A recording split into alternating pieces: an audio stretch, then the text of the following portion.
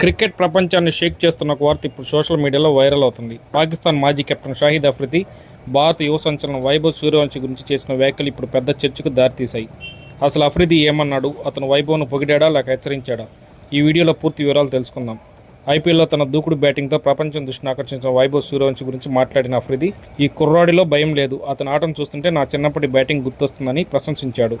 అయితే అదే సమయంలో ఒక ముఖ్యమైన విషయాన్ని కూడా చెప్పాడు. ఐపీఎల్లో ఆడడం ఒకటే కాదు, అసలైన పరీక్ష అంతర్జాతీయ క్రికెట్లో ఉంటుంది. అక్కడ కూడా ఇదే స్థాయిలో రాణిస్తే అతని గొప్పతనం తెలుస్తుందని వ్యాఖ్యానించాడు.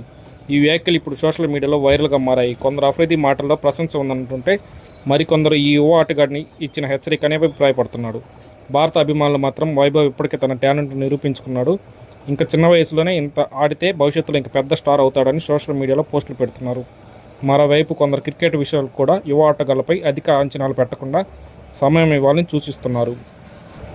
మరి మీ అభిప్రాయం ఏమిటి? అఫ్రిది చెప్పింది నిజమైన సలహానా లేక అవసరం లేని వ్యాఖ్యలు అనిపించిందా? మీ అభిప్రాయాన్ని కామెంట్లో తప్పకుండా చెప్పండి. ఇలాంటి తాజా క్రికెట్ అప్డేట్స్ కోసం మా ఛానల్ సబ్స్క్రైబ్ చేసుకుని వీడియోకి ఒక లైక్ ఇవ్వడం మర్చిపోవద్దు.